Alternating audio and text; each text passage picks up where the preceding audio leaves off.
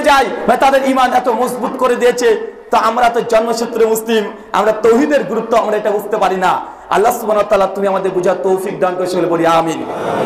গুনাহ হচ্ছে শয়তানের হাতিয়ার। গুনাহ কার হাতিয়ার? শয়তানের হাতিয়ার। গুনার দুনিয়াবি কিছু ক্ষতি আছে। মুস্তাদরাক আল হাকিম আলা সাহিহাইন হাদিস নাম্বার 1284 আল্লাহ নবী বলছেন, কেউ যদি দুনিয়াতে গুনাহতে লিপ্ত থাকে আল্লাহ তার রিজিককে তুলে নেয়। আপনার মধ্যে দারিদ্রতা নেমে আসবে, লাখ লাখ কোটি কোটি টাকা উপার্জন করবেন। নবী জানাচ্ছেন যে গুনাহতে লিপ্ত থাকবে আল্লাহ সুবহানাহু ওয়া তাআলা তাকে দারিদ্রতা, তার রিজিক থেকে বরকত তুলে নেবে। ইমাজউদ্দিন ইবনে কাসির রাহিমাহুল্লাহ তিনি আলোচনা করতে গিয়ে কমপক্ষে গুনাহের 50 খানা কুফল দুনিয়াতে পেয়ে যায় এমন তিনি আলোচনা করেছেন। তাহলে গুনাহ যে করবে তার চেহারার থেকে নূর, চেহারার জন্য যে জ্যোতি, এই জ্যোতি আল্লাহ সুবহানাহু ওয়া তাআলা তুলে নেয়। গুনাহগার বান্দার ইলম, দুনিয়াবি জ্ঞান, যে জ্ঞানগুলোকে সে অর্জন করেছে, পড়াশোনা করে অর্জন করেছে কিন্তু ভুলে যায়, পড়াশোনা করেছে মনে রাখতে পারে না। ইবনু মাসউদ রাদিয়াল্লাহু আনহুর কাছে এসে ইকরিমা, তার একজন বিখ্যাত তাবেঈ সাহাবী তাবেঈ, তিনি প্রশ্ন করছেন ইবনু মাসউদকে যে আপনি এত হাদিস মুখস্থ রাখেন কিভাবে? হাফেজ ইবনে আব্দুল বার, মৃত্যু 453 হিজরি 463 হিজরি, তার বিখ্যাত গ্রন্থ আছে জামে বাইনাল ইলম আল ফাজলিহি, মুকাদ্দমা 18 পৃষ্ঠায় আলোচনা করছেন। ইবনে মাসউদ যখন জিজ্ঞাসা করছেন তাকে যে আপনি এত জ্ঞান অর্জন কিভাবে করতে পারেন, আমরাও তো পড়ি কিন্তু ভুলে যাই। উনি সঙ্গে সঙ্গে জানাচ্ছেন তার ছাত্রকে যে ছোট ছোট গুনাহ থেকে দূরে থাকো, গুনাহ থেকে দূরে থাকো। তাহলে শরীয়তের ইলম এটা হচ্ছে নূর। আল্লাহ কোনো পাপীকে এই নূর দেয় না, আর দিয়েও যদি দেয় তবে সে সংরক্ষণ করতে পারে না। চিন্তা করতে পারছেন?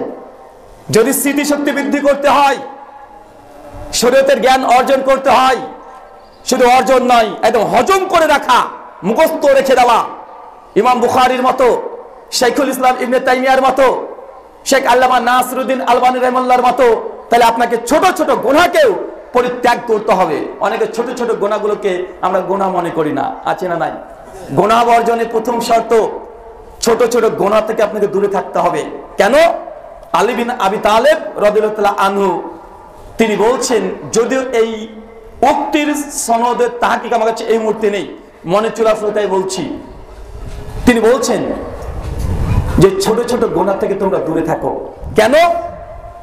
কারণ কোন মানুষকে কখনো দেখবে না যে তারা কোনো পাহাড়ের ধাক্কাকে উল্টে পড়ে যায়, বরং মানুষ তো ধাক্কাকে উল্টে পড়ে যায় ছোট একটা নুড়ি, একটা কাকর, একটা ছোট ইট, একটা পাটকেলের মাধ্যমে। কখনো কোনো মানুষকে দেখেছেন যে সামনে একটা বড় বিল্ডিং আছে, ডাইরেক্ট গিয়ে ও ধাক্কাকে উল্টে পড়ে গেল? না, ধাক্কাকে উল্টে পড়ে যায় কোথায়? এই যে মসজিদের জন্য ইট তৈরি করে রেখে দিয়েছেন, ওই ছোট্ট ইটে সে উল্টে পড়ে যায়। পড়ে যায় কি যায় না? তাই আলী বিন আবি তালেব রাদিয়াল্লাহু তাআলা বলছেন ছোট ছোট গুনাহ থেকেও তোমরা দূরে থাকেও। কেননা ছোট গুনাহ দ্বারাই আস্তে আস্তে মানুষকে বড় গুনাহের দিকে ধাবিত করে। শয়তান জানে, ইবলিশও জানে, একজন নামাজি ব্যক্তি 5 ওয়াক্ত নামাজ পড়ে, যার মধ্যে ঈমান আছে, অর্থাৎ জুমার দিনে শরীক হয়, এই ব্যক্তি সরাসরি ডিরেক্ট সে জিনার মধ্যে লিপ্ত হবে না। তাকে জিনা করার আগে ছোট ছোট জিনা করাতে হবে। ছোট ছোট জিনা কি আপনারা সকলেই জানেন। চোখের জেনা আছে, হাতের জেনা আছে, হৃদয়ের জেনা আছে, অন্তরের জেনা আছে, পায়ের জেনা আছে। এই ছোট ছোট জেনাগুলো করিয়ে করিয়ে আস্তে আস্তে আস্তে আস্তে বড় জেনার দিকে আপনাকে ধাবিত করবে।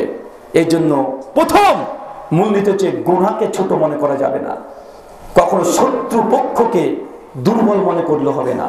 মুমিন সর্বদা 24 ঘন্টা শয়তানের সঙ্গে জিহাদ করে, কার সঙ্গে জিহাদ করে? শয়তানের সঙ্গে। শয়তানের কৌশল ছোট্ট হলেও আপনি ছোট যদি মনে করেন আপনাকে সে পরাস্ত করে দিবে।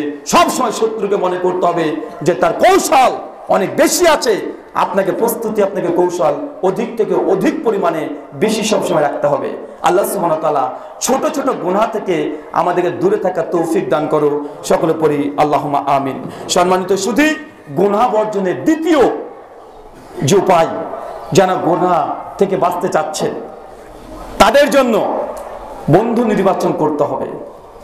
কি বললাম? বন্ধু নির্বাচন। সুনান তিরমিজি হাদিস না 2127 আল্লাহ বলছেন যে তোমরা বন্ধু নির্বাচন করো। কেন বন্ধু তুমি যেমন নির্বাচন করবে, হয় বন্ধু তোমার দিকে তোমার আখলাককে টেনে নিবে, অর্থাৎ তোমার আখলাক তোমার বন্ধুকে টেনে নিবে। দেখবেন মানুষ কাকে বন্ধুত্ব করে? আপনার বন্ধুকে, যে আপনার মেন্টালিটি সে আপনার বন্ধু। আপনি যেমন আপনার বন্ধু তেমন, আছে না নাই? আছে। অনেক সময় দেখবেন চোরের সঙ্গে চোরে বন্ধুত্ব হয়ে যায়, ডাকাতের সঙ্গে ডাকাতের বন্ধুত্ব হয়ে যায়।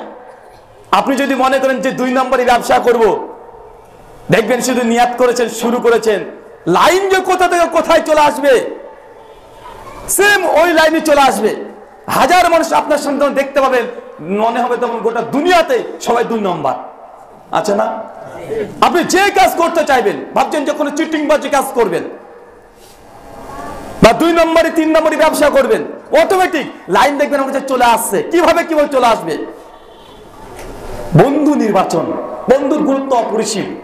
সহিহ বুখারী কিতাবুস সালাত হাদিস 660, বিখ্যাত হাদিস, যে কিয়ামতের মাঠে আল্লাহ সুবহানাহু ওয়া তাআলা 7 শ্রেণী মানুষকে তার নিজ আরশের নিজ ছায়ার নিচে স্থান দেবে। তার মধ্যে কে আছে? যে আল্লাহর সন্তুষ্টির জন্য বন্ধুত্ব করেছিল এবং আল্লাহর সন্তুষ্টির কারণেই বন্ধুত্বকে ছিন্ন করেছে। তাহলে বন্ধুত্বের গুরুত্ব অপরিসীম। দুনিয়াতে আপনি বাঁচবেন, প্রত্যেকটা মানুষের বন্ধু লাগে। সব কথা স্ত্রীর কাছে খুলে বলা যায় না, সব কথা বাবার কাছে বলা যায় না, কিন্তু জীবনে চলতে আপনাকে বন্ধু লাগবে। কিন্তু বন্ধু আপনি কেমন নির্বাচন করছেন, কেমন বন্ধু নির্বাচন করছেন, এটা খুবই গুরুত্বপূর্ণ। আল্লাহ সুবহানাহু ওয়া তাআলা আমাদেরকে পরেজগার মুত্তাকি বন্ধু পাওয়া তুমি তৌফিক দান করে, সকলে পড়ি আমিন।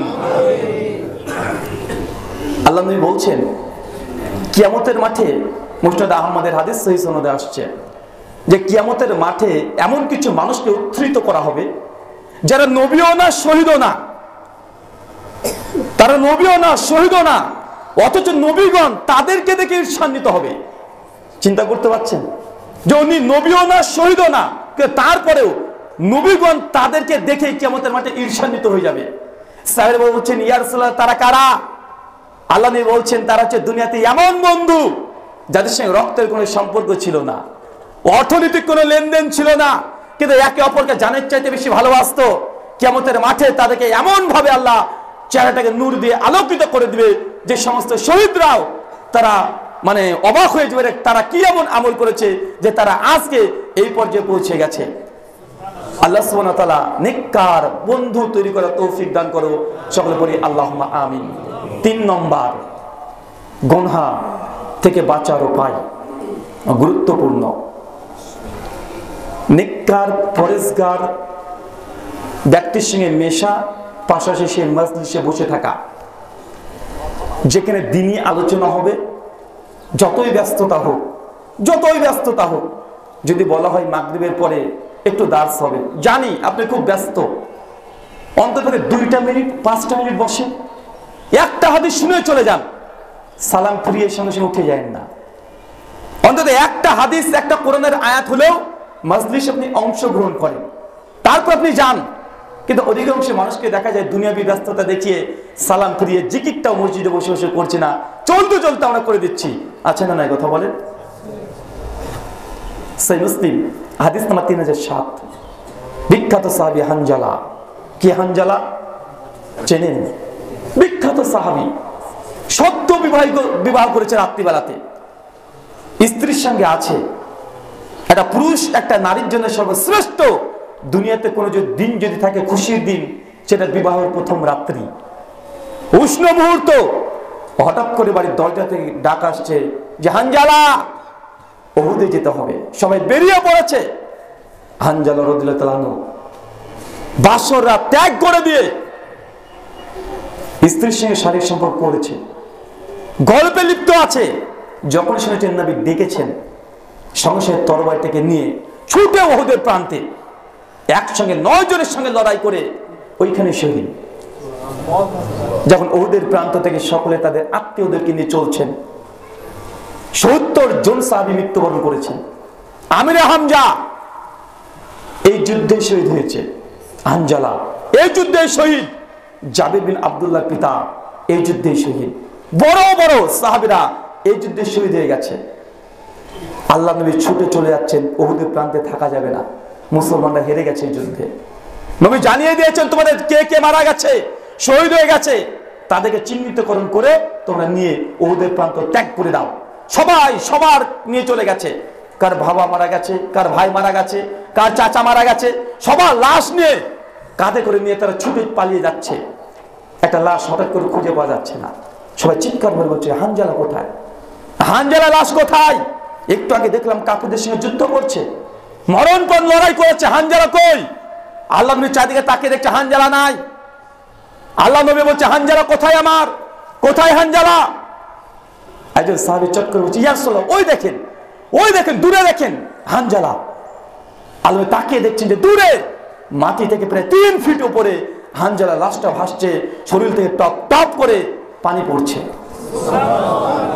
আল্লাহ নবী বলছেন যে শোনো, দেখো আমার হানজালাকে ফেরেশতারা গোসল করাচ্ছে, আসমান থেকে ফেরেশতারা নেমে এসেছে, আমার হানজালাকে গোসল করে দিচ্ছে। পরবর্তী সময় জানা যায় যে হানজালা সেই দিন স্ত্রী সহবাস করে গোসল করার সময়টাও দেয় নাই, নবীর ডাকে সাড়া দিয়েছে, হানজালা ছুটে চলে এসেছে, আল্লাহ নবীর সঙ্গে যুদ্ধ লড়াই করে সে শহীদ হয়ে গেছে। এই হানজালা এত বড় মুত্তাকি পরেজগার ব্যক্তি, যাকে গোসল করার জন্য আসমান থেকে আল্লাহ স্পেশাল ভাবে ফেরেশতাকে নাজিল করেছে।